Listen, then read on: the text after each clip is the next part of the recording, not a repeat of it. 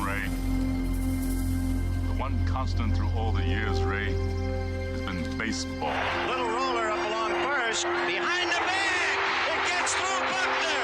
Here comes Knight, and the Mets win. Now the 2-1. Line drive to the base. Just as the score the tying run. Green to the plate. And he is saved. Saved at the plate. The Braves go to the World Series. Have reserved seats somewhere along one of the baselines that sat when they were children and cheered their heroes. Gibson swings and a fly ball to deep right field. This is going to be a home run. Unbelievable! A 3-run home run for Bucky Dent. The Yankees now lead by a score of 3-2. Ladies and gentlemen, Mazeroski has hit a 1-0 pitch over the left field fence at Forbes Field to win the 1960 World Series. They'll arrive at your door as innocent as children, longing for the past. The Pope arrived at Yankee Stadium. As one enthusiastic announcer put it, he is standing on second base. Reggie Jackson. Long drive right field. It is goodbye. Big World Series for Reggie Jackson. The Blue Jays are World Series champions as Joe Carter hits a 3-run home run.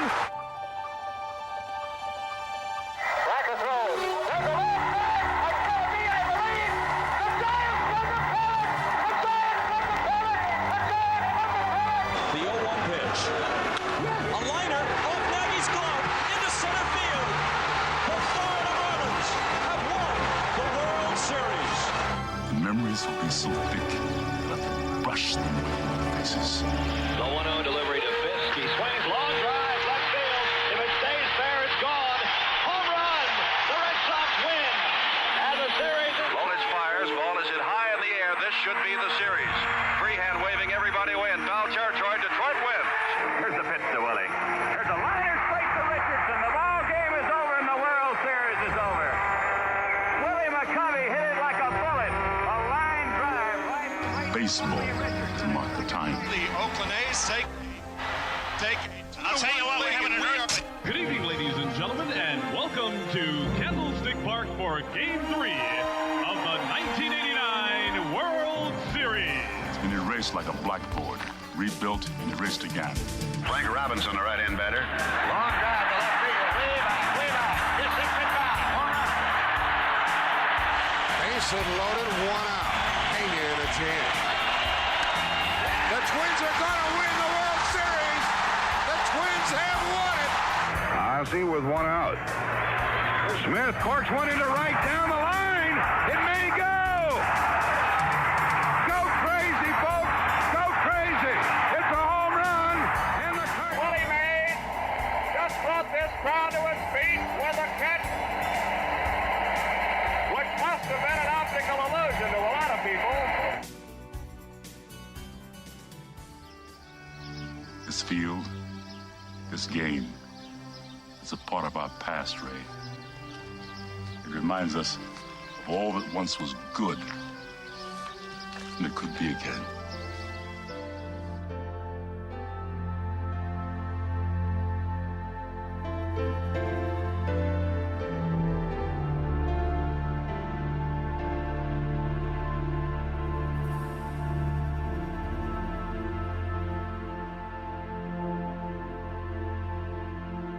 Broadcasted live.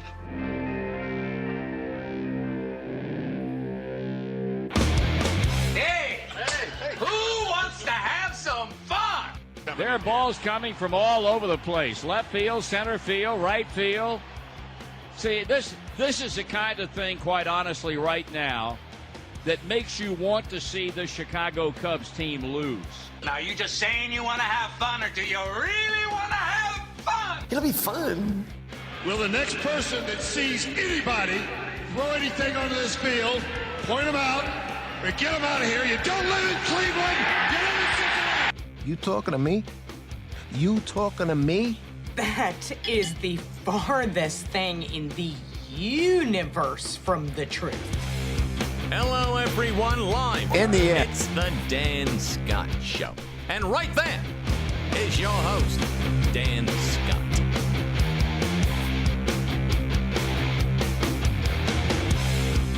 In the air, right field, hit well, get out. Looking off, and that bad boy is gone! Walking off, Scooter Gennett. Scooter Gennett delivers a two-run home run here in the bottom of the 12th, and for the first time this season, the Reds are winners in back-to-back games.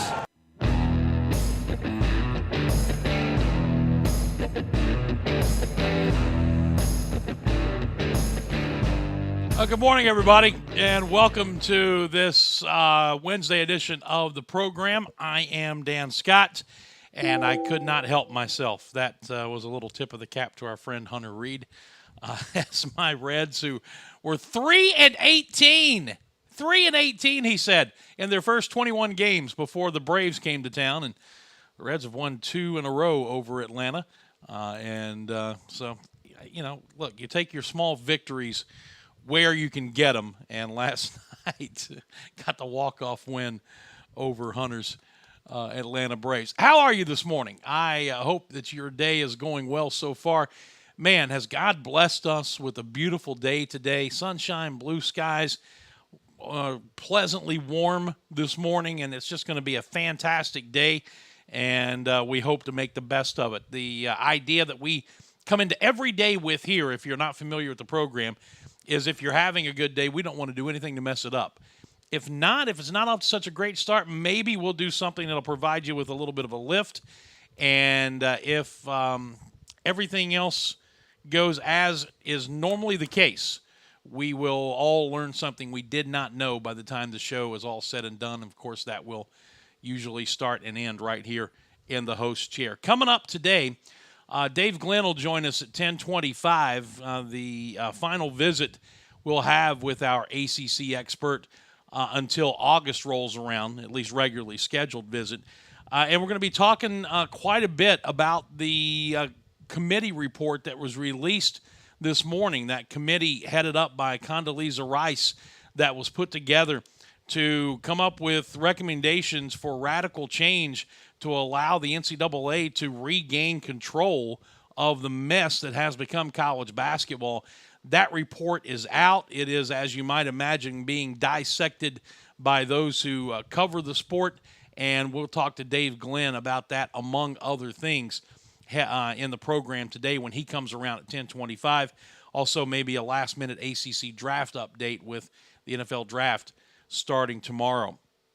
Also, we're going to take a look back at last night's Furman, South Carolina game, and even beyond that, what transpired after the game, the Versus Cancer fundraiser that the Paladins took part in again this season, and we'll highlight the numbers that we have and show you a couple of photos and some other things as well.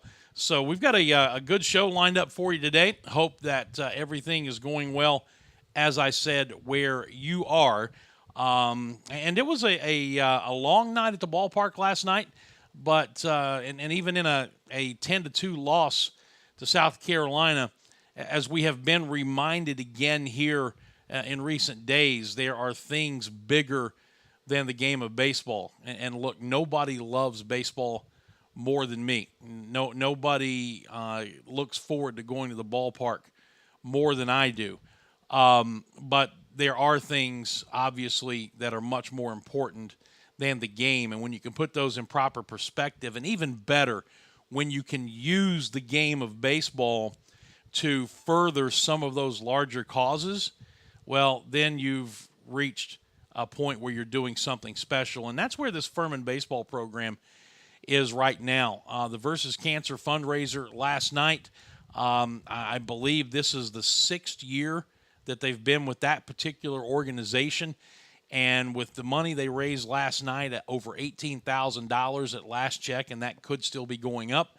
But the total for 6 years now is over $160,000 that Furman players and coaches, chiefly players, have raised for this organization that has pledged to fight childhood cancer. It is just a phenomenal thing, all part of a huge day here at Furman University yesterday. It was Den's Day. They had been promoting it for weeks, wanting folks on April the 24th to make contributions to different aspects of the university, make donations, calling on past donors, trying to get new donors on board. The president, Elizabeth Davis, she was cheerleading via Twitter all morning and afternoon long yesterday and encouraging things. So you had that going on. You had the unveiling of Furman on Deck at Fluor Field at the West End last night. That's another step in the partnership between this university and the Greenville Drive. It's that picnic area on the concourse behind the first base and right field stands that now is known as Furman on Deck. They had a ribbon cutting, a big, nice new sign to designate that area. It was a nice night at the ballpark. The game did not go as the Paladins had hoped, obviously, especially having knocked off South Carolina earlier in the season down in Columbia. But it was a good ball game until about the 6th or 7th inning when things started to kind of get away a little bit. But it doesn't take away from the magnitude of the day itself, and we're going to get into more of that coming up here in just a little bit. So we're looking forward to that. Looking forward to talking with Dave Glenn for the last time until August rolls around and seeing what else we can get to. One thing I want to do outside the realm of baseball, though, right here at the very beginning of the program before we take our first break, is offer up congratulations to Keller Harper, who yesterday was named the Southern Conference Men's Golf Player of the Year. And what makes it even better, I think, is this young man is related to Hunter Reed, our esteemed sports information director here at Furman. But Keller Harper, the Southern Conference Men's Golf Player of the Year, had a phenomenal season. Just looking at some of the things he was able to accomplish, he was chosen the Player of the Year after Tuesday's final round of the Southern Conference Championships at Pinehurst number 9 in Pinehurst, North Carolina. He's a native of Atlanta, Georgia. He led the entire Southern Conference with a 72.17 stroke average over 30 rounds. That was heading into the league championships. And in Tuesday's finals, he carded a 76 with 3 birdies on the front 9, finished the tournament tied for 4th, 7 strokes off the lead. He becomes the first Paladin to win Men's Golf Player of the Year accolades since current assistant coach Matt Davidson won it back in 2002. So again, congratulations to Keller Harper, the Southern Conference Men's Golf Player of the Year. That is an outstanding accomplishment for that young man. Our show is brought to you each and every day by our friends at the Atlanta Bread Company, located right down the road from campus here in Cherrydale Plaza.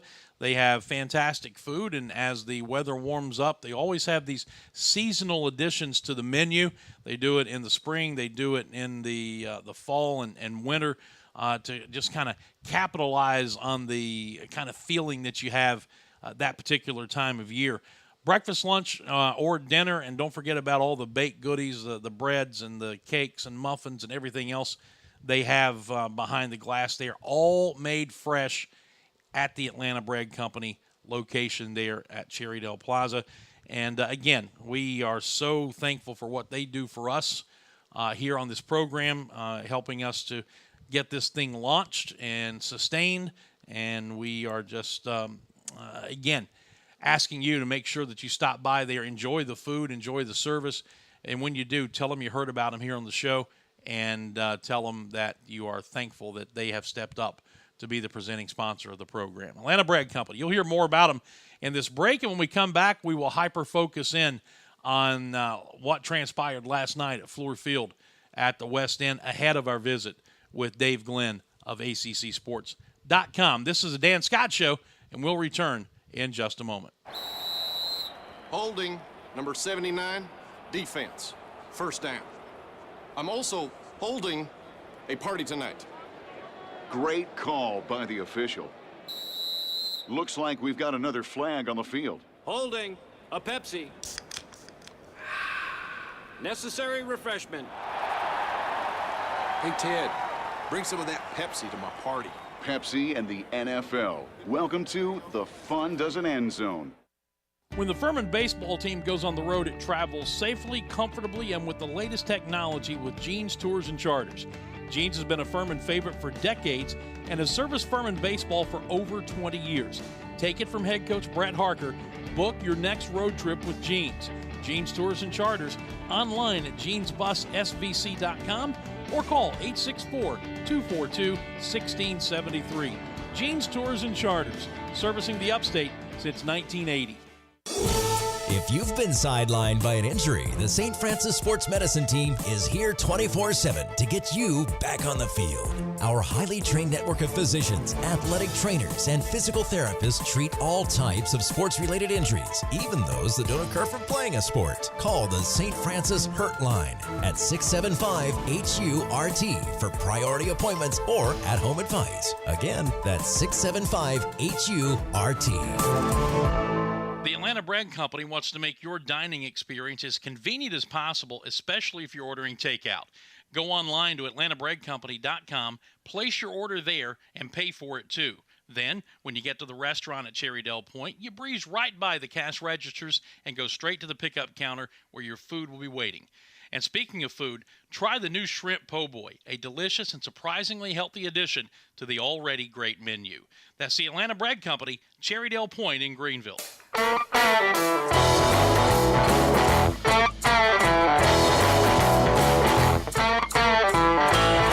right, welcome back to the show. Dan Scott hanging out with you here until 11 o'clock. And, hey, don't forget on the program tomorrow, live here in studio, will be women's tennis coach here at Furman, Adam Herendeen. His team won its second consecutive Southern Conference championship and will be off to the NCAA tournament yet again this season. It's their 18th overall and second in a row, and Adam will be here in studio to talk to us about this most recent accomplishment by his squad.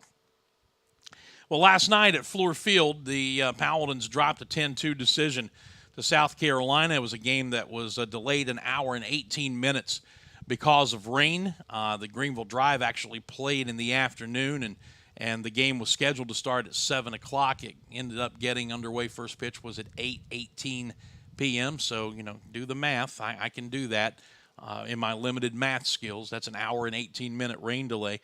And for a long time, we had a good ball game.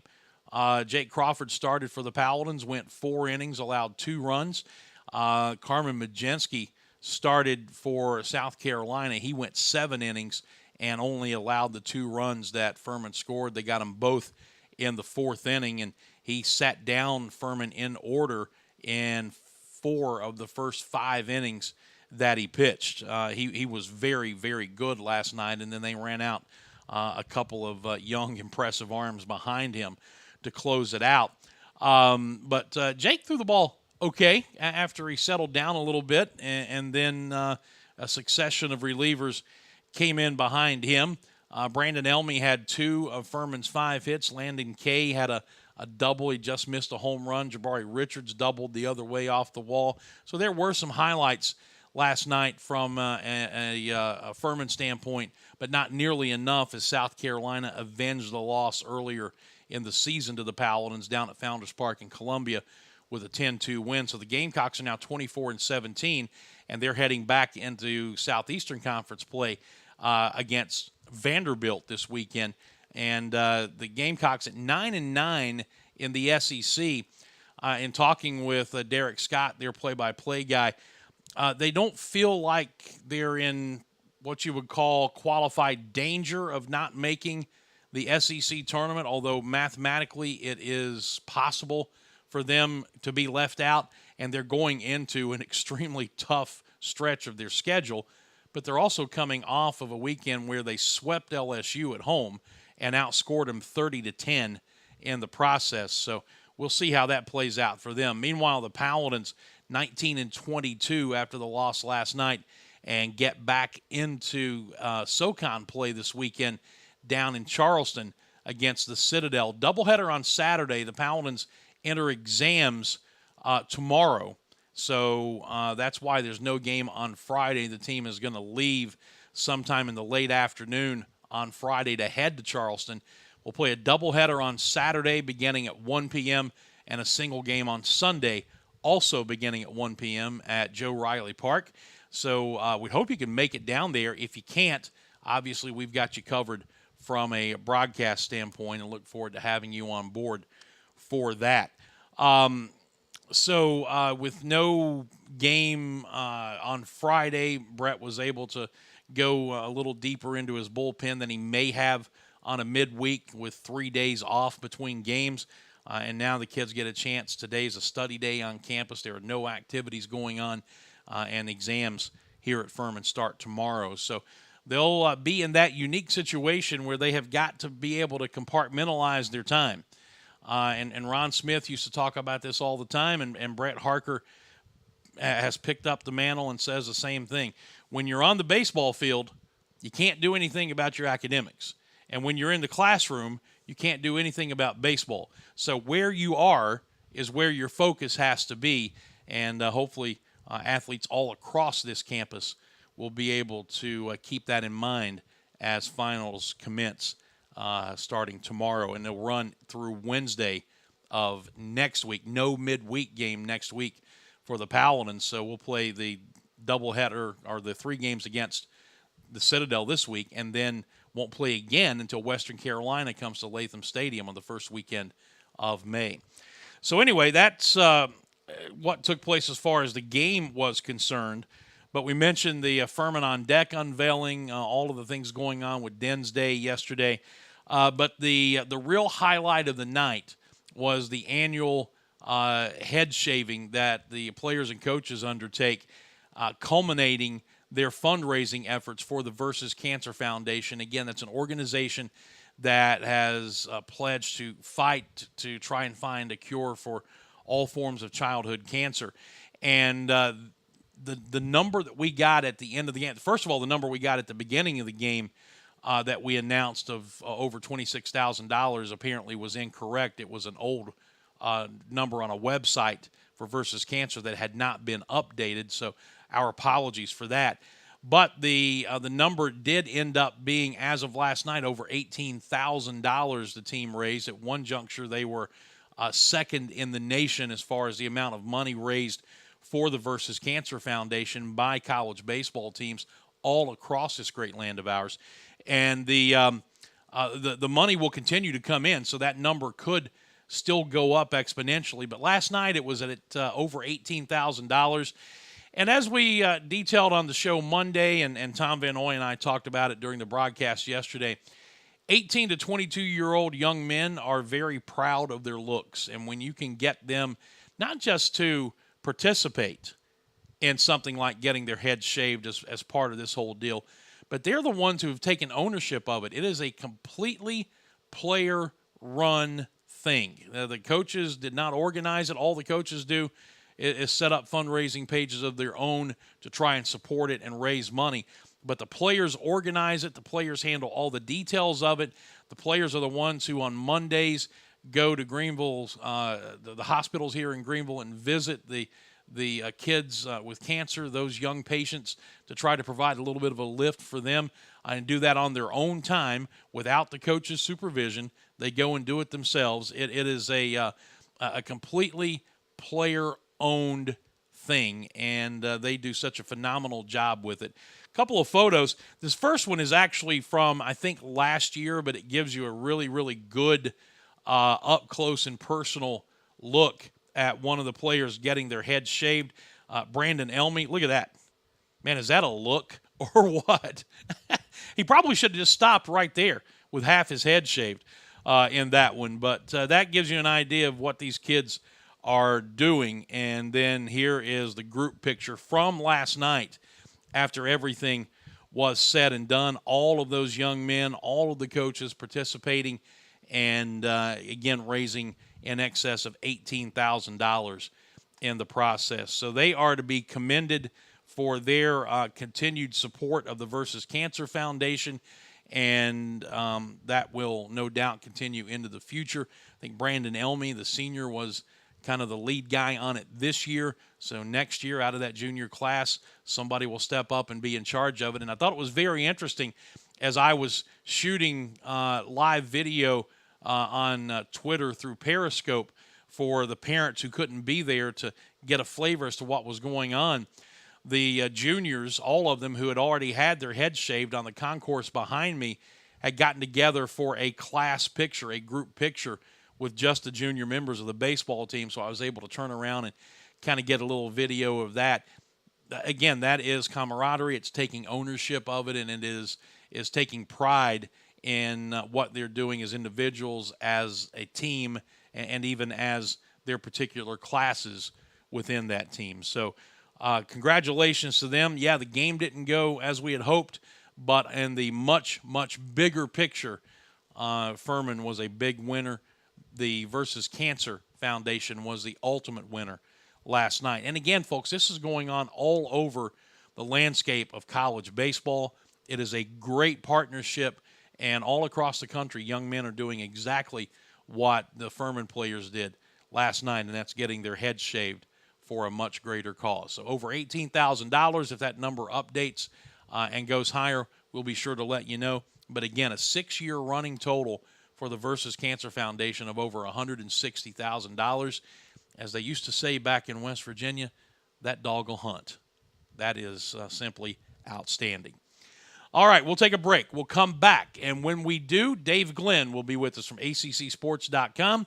He will have had time to digest the report from the panel and commission led by Condoleezza Rice to find answers to the big questions that are plaguing college basketball. Dave and I will talk about it when we come back after this. Dan Scott Show returns in just a moment. Hey, Furman fans, it's baseball season. Here at Ingalls, we know that as you root for the home team, sometimes you want more than just peanuts and Cracker Jack. And while we do deliver on your favorite ballpark classics, we're proud to offer a packed lineup of everything you need to make your next meal a home run. Ingalls, a proud sponsor of Furman Baseball and the official grocery store of Furman Athletics. Go Dins! Life's healthier when you're backed by a Greenville Health System primary care doctor. Because then, the doctor that has your back is backed by the more than 1,000 physicians and specialists at the region's leading health system, all working together to bring you the right care in the right place at the right time. Great health starts with a GHS primary care doctor, and there are more than 200 of them conveniently located throughout the upstate, ready to see you. Find yours today at ghs.org/mydoctor.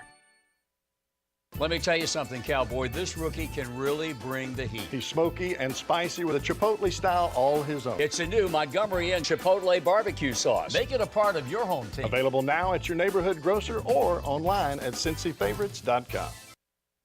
The Atlanta Bread Company wants to make your dining experience as convenient as possible, especially if you're ordering takeout.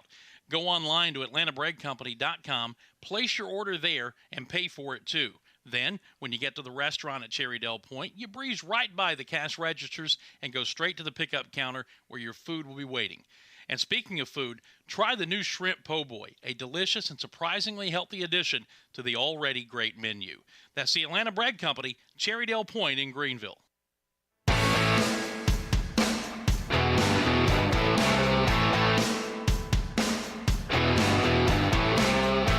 Hi, welcome back to the program.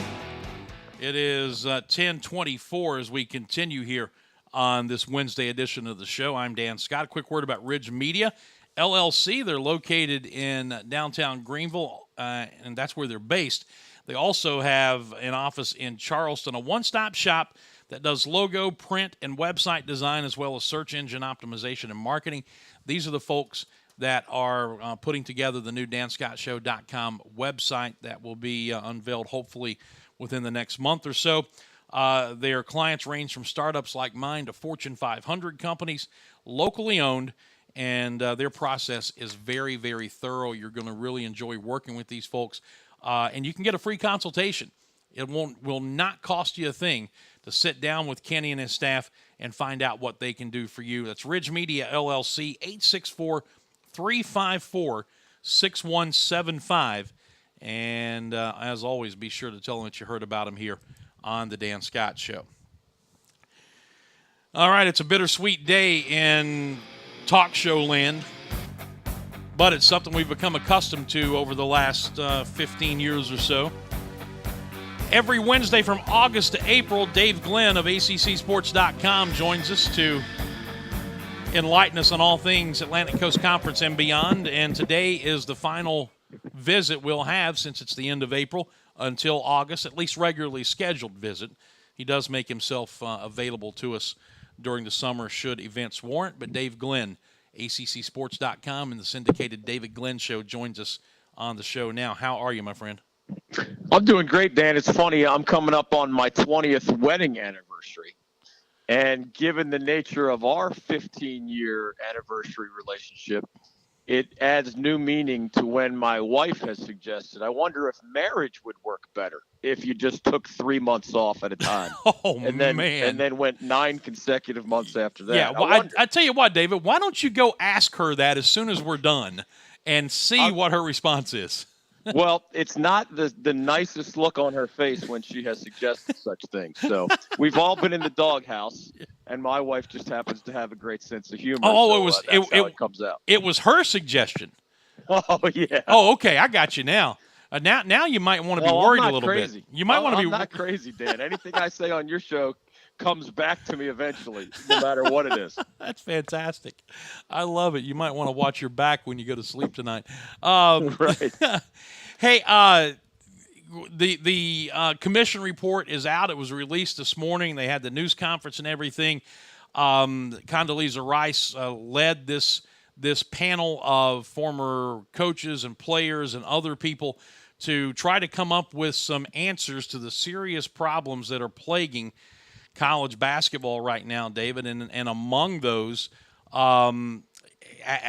basically saying you've got to do a much better job in enforcement, more teeth. They're talking lifetime bans for coaches who get caught doing these things.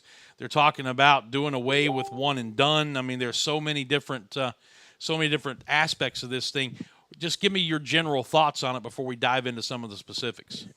Yeah, the initial impression, Dan, is that the majority of what the Commission on College Basketball released this morning is revisiting territory that we have plowed in the past, right? I mean, you're still begging the NBA to change its draft rules. That's been done before. They don't like one and done. Clearly, Condoleezza Rice and her crew.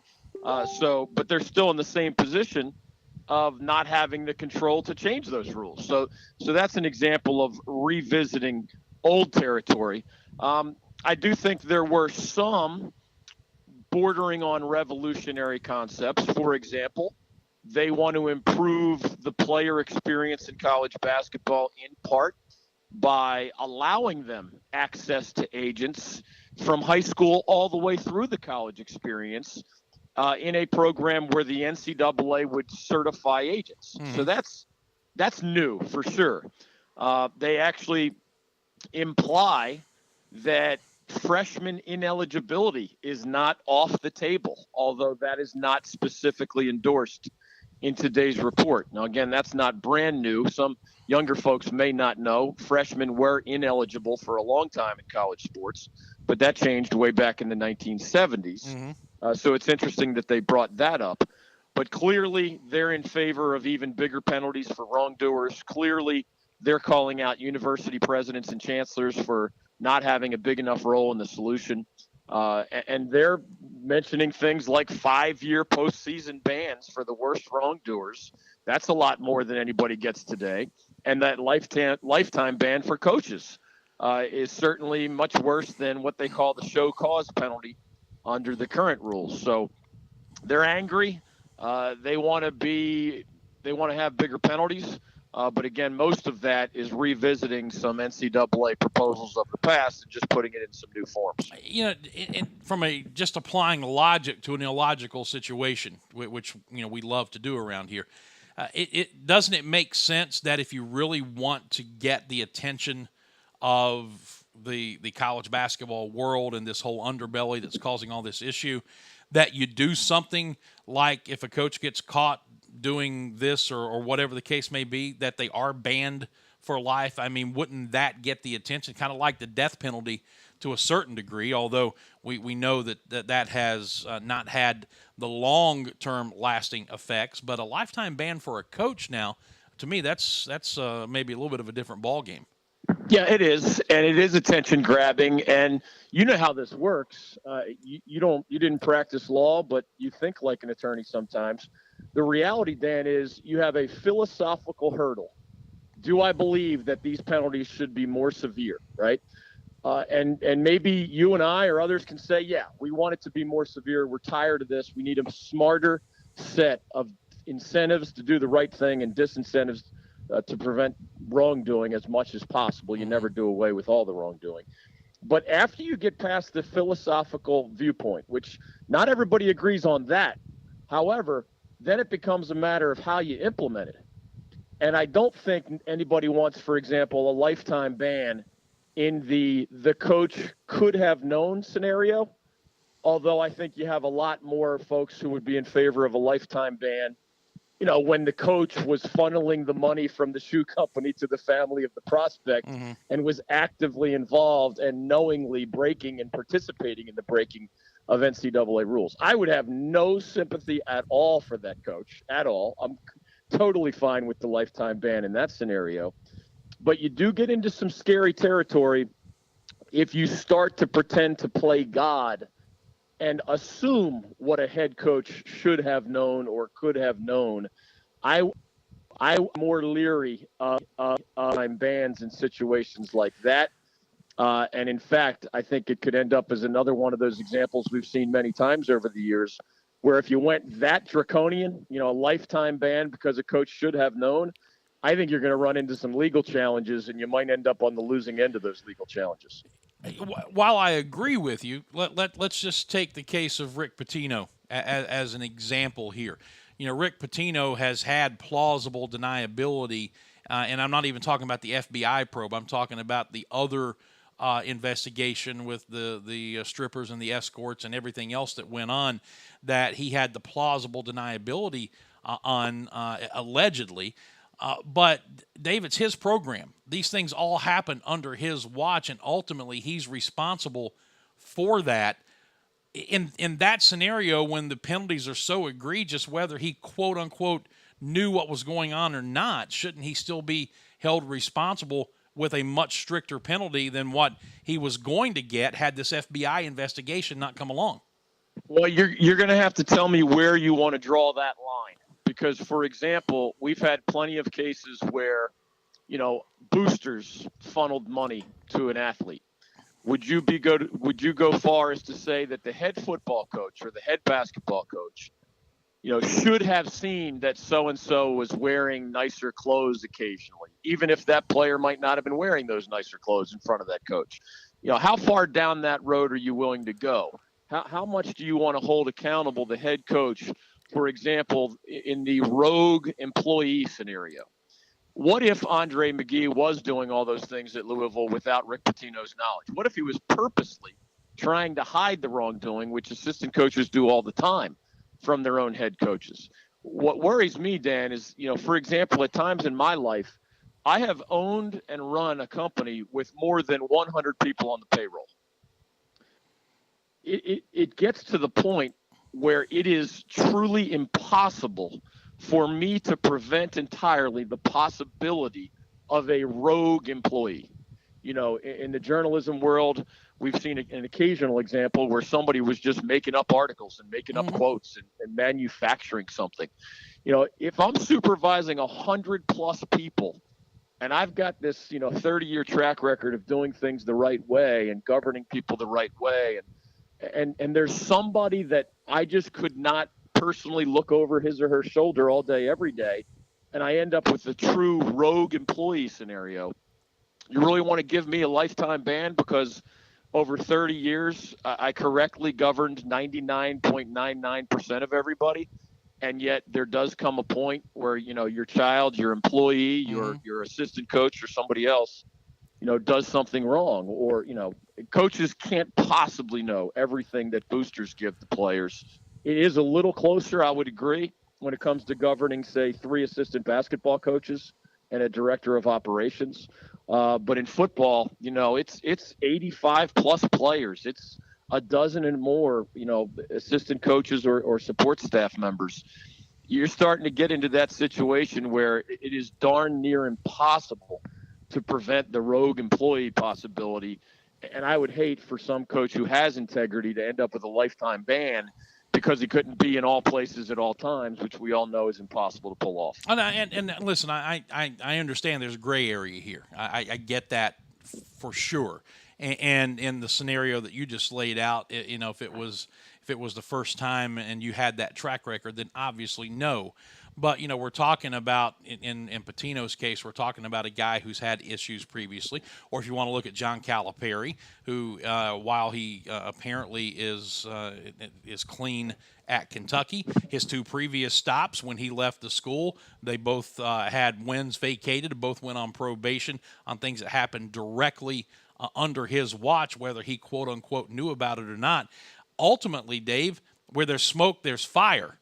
And I guess it's up to the enforcement folks to figure out how to handle this. I don't know what the answer is, except that the penalties have to have more teeth, and they have to have, in my opinion, more of an impact on the people who committed the infractions and not the ones who are left behind who had nothing to do with it. Yeah, well, that brings up another question, actually, because even those who are in favor of these harsher penalties philosophically, and it sounds like you and I in 2 different ways might be in favor of that. When it comes to the execution of this, keep in mind what are already the critics of the NCAA, the criticisms of the NCAA. For example, what if the cheating was so on purpose by such high-ranking officials that we agree, for example, that this Condoleezza Rice committee recommendation of this morning, a 5-year postseason ban was appropriate? The next thing that the critics will say is you're punishing the poor kids who are still there who had nothing to do with the wrongdoing. Mm-hmm. Now, I can get over that. A lot of people can't get over that. I would say, listen, if you're stuck at the school that did all those things wrong, you are free to transfer. You are eligible immediately wherever you go. We recognize that you are not involved in the wrongdoing, but there is no way to hold people accountable. This is where I've disagreed with a lot of the critics of the NCAA. Agree in many other contexts and will not defend the NCAA. But in this particular case, if you cannot hold the university and the athletic department and the program accountable, then you have no chance of creating the most intelligent disincentives for the worst types of rule breaking and misbehavior. There's no chance. If you're always feeling sorry for the coaches and players who didn't have anything to do with it, and you're sort of singing that song and crying those tears, well, then nobody's ever held accountable. Right. Because it has to be the football team, the basketball team, the athletic department, the university. There has to be somebody. And some people can't get past the hurdle, Dan. Oh, but the university president was different when that happened. And the AD was different when that happened. And the coach was different when that happened. And these assistant coaches are no longer here. And these players had nothing to do with it. You have to decide philosophically, are you still willing to say, I don't care? I see the unfairness of that. But I also see the insane, ridiculous nature of pretending we care about these issues, but then backing down on serious sanctions because the people who didn't do the wrongdoing are left holding the bag. Mm-hmm. There must be university-level, program-level accountability where everybody's going to roll their eyes, and only the worst misbehaviors that are caught are going to end up falling into this camp. That's a philosophical hurdle a lot of people can't get over, although I have no problem doing it for the reasons I just mentioned. Yeah, I think if the players who are left behind after all that happens, who had nothing to do with it, are given the freedom to transfer and be eligible immediately, then I'm right there in the same camp with you. But I think that's got to be part of the process. And then if they choose to stay there out of loyalty to the new coach or whatever, then they live with whatever consequences are there. But you're right. The punishment has to come to the university itself, because that's where it happened, with a separate punishment, obviously in line for the coach who committed the infractions, or coaches who committed the infractions. You can envision, if somehow, some way, all of this was adopted today, you can envision down the road, squeaky clean new coach takes over at University X, and then some wrongdoing by his predecessor is discovered. And then, we've decided that the university is going to get hammered anyway. And his program, the squeaky clean guy who just got there, you can see those NCAA as stupid headlines, can't you? Mm-hmm. Of course, that they would be coming, but there is no alternative, in my opinion.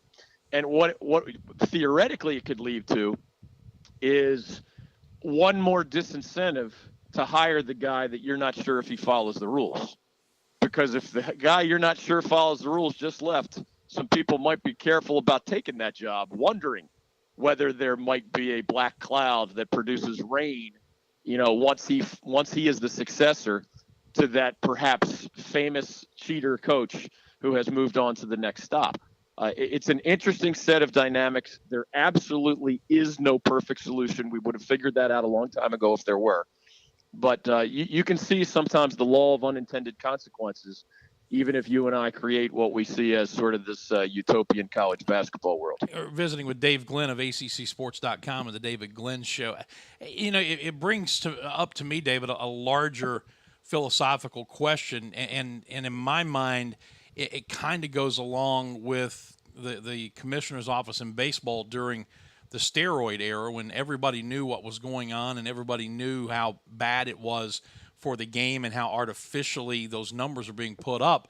But because fans were coming out and TV ratings were rising and money was being made, the commissioner's office just kind of, rolled along with that see no evil, hear no evil, do no evil mentality until the thing finally blew up after more than a decade.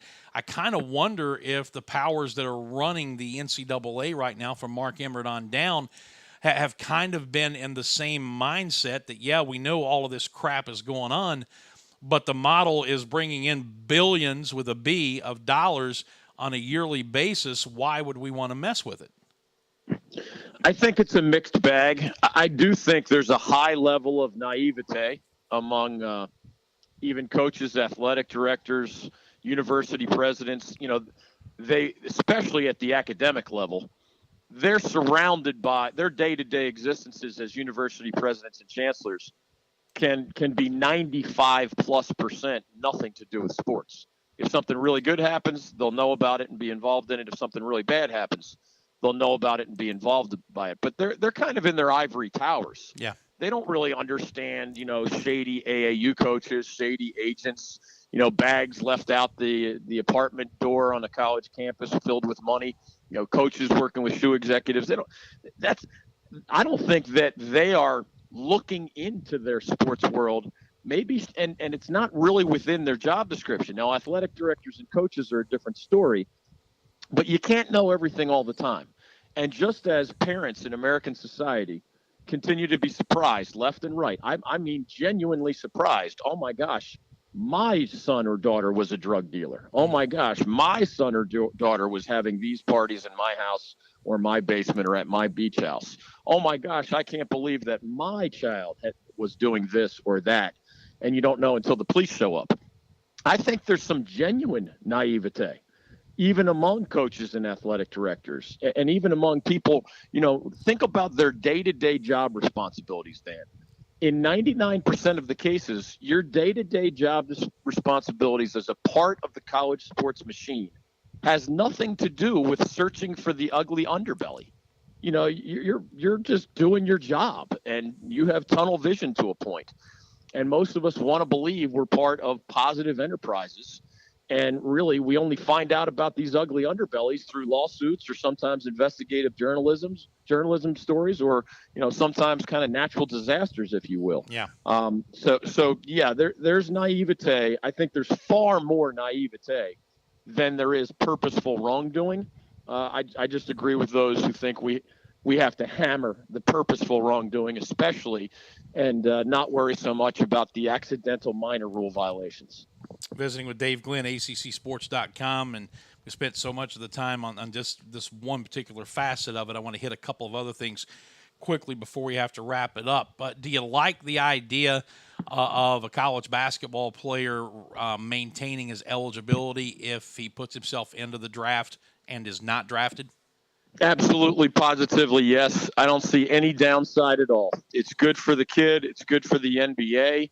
I mean, you have some uncertainty for the college program, but you have a new upside that you don't currently have. And if he doesn't get picked and he doesn't like his alternative pro options, why not allow the guy to continue to pursue his education and allow that university to enjoy him for one more year? The other thing, you mentioned the agents a while ago. Are you in favor of this? I know where baseball is concerned, when a player hits his junior year, he's allowed to interact with an agent acting only as an advisor, and how they determine what's acting as an advisor versus what's actually happening from an actual agent standpoint. I guess that they split that hair some way. But do you like the idea of basketball players being able to interact with agents starting when they were in high school? I do, and only because I'm a realist. In other words, I already hear people saying, oh, wait a minute, you're going to increase the amount of interaction between these sleazy agents and these young, impressionable players. You're going to do that on purpose? You're going to do that by rule? I mean, I can hear it already, but the reality is that is already happening in an unsupervised kind of way. Mm-hmm.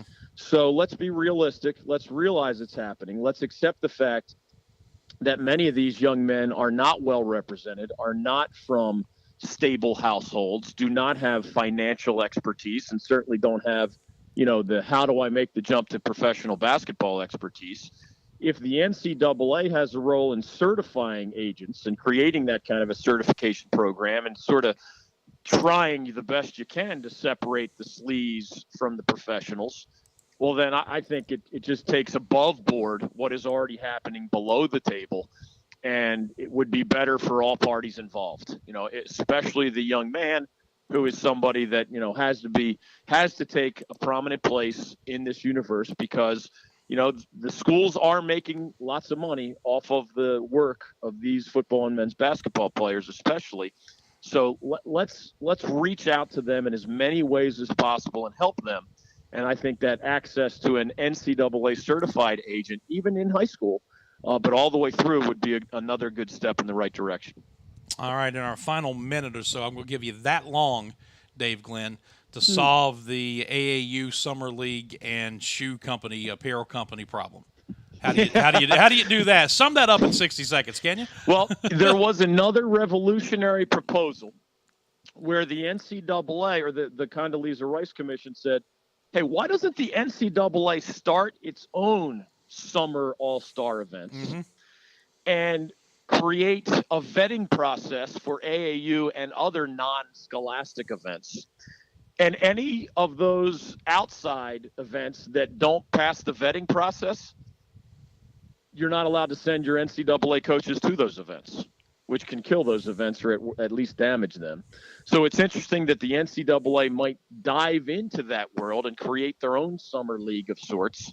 We'll see how that shakes out with the AAU world, but that is taking a long way, a concept we've seen in small samples over the years, but that certainly would be a big slap at non-scholastic basketball, which a lot of people see as fundamental to some of these problems. Yeah, just taking control of the beast and handling it yourself. Yeah. We'll see if that works. It's going to be really interesting to see of these recommendations what the NCAA does with any or all of them. But I know that Mark Emmert had said he wanted new regulations in place by a certain deadline. I think August was the Correct. deadline. So, I mean, if that's the case, they've got a lot of work to do to figure out, one, what of this are they going to adopt? Do they have to change any of it? And then B, how do they turn the recommendations into actual NCAA regulations? Not easy. And for those who don't know, this 60-page report was not only released to the public this morning, it is being presented as we speak to both the NCAA Board of Governors and the NCAA's Division I Board of Directors. Those are the people who make legislation. So can they, from April to August, turn concepts into rules and bylaws? We'll see. That's easier said than done, and now I'm a lawyer saying that. David, tell everybody how they can keep up with all the fantastic work that you do, and you'll still be working between April and August. Well, where are they going to go to see all your stuff? Best places to remember, Dan, would be online, accsports.com. It's all day, every day, football, basketball, recruiting with a little baseball and other things sprinkled in, NFL draft, NBA draft, etc., coaching carousel. And then on Twitter nowadays, you can follow us at ACC Sports. That's ours, not the league's. And at David Glenn Show. And certainly we encourage folks to check out our radio show. If you need one thing to remember there, it's davidglennshow.com. For those who can't hear us live, we do post podcasts of every hour of our program. davidglennshow.com is the website to remember there. Yeah, if people follow you on Twitter, the David Glenn Show Twitter handle, they get a boatload of information thrown at them on a daily basis. It is really, really good stuff. Listen, enjoy your sabbatical. I know that you'll make yourself available should events warrant between now and August, but enjoy your sabbatical, and we'll get into it full-time again come football season. You are still the mayor of Gotham. I still am at your service as a sports Batman, if you will, so call anytime, Dan. We'll throw up the bat signal. Answer. All right, buddy. We'll talk to you later. See you, man. All right, that is David Glenn of ACCSports.com. We'll take a break, come back, and put a wrap on today's program right after this. Don't go away. The Cows want to remind you to cater your next party with chicken. Like the 15 crowd-pleasing trays from Chick-fil-A. Whether it's the nuggets, brownie, or chicken minis tray, both you and the Cows will have more reason to celebrate. Chick-fil-A Catering. Don't forget to drop by Chick-fil-A at Cherrydale. The best place to stop on the way home from a Paladins game. Chick-fil-A at Cherrydale. Every Furman fan's favorite. Chick-fil-A Catering. If you've been sidelined by an injury, the St. Francis Sports Medicine team is here 24/7 to get you back on the field. Our highly trained network of physicians, athletic trainers, and physical therapists treat all types of sports-related injuries, even those that don't occur from playing a sport. Call the St. Francis Hurt Line at 675-HURT for priority appointments or at-home advice. Again, that's 675-HURT. Holding, number 79, defense, first down. I'm also holding a party tonight. Great call by the official. Looks like we've got another flag on the field. Holding, a Pepsi. Necessary refreshment. Hey, Ted, bring some of that Pepsi to my party. Pepsi and the NFL. Welcome to The Fun Doesn't End Zone. Let me tell you something, Cowboy. This rookie can really bring the heat. He's smoky and spicy with a Chipotle style all his own. It's a new Montgomery Inn Chipotle barbecue sauce. Make it a part of your home team. Available now at your neighborhood grocer or online at cincyfavorites.com.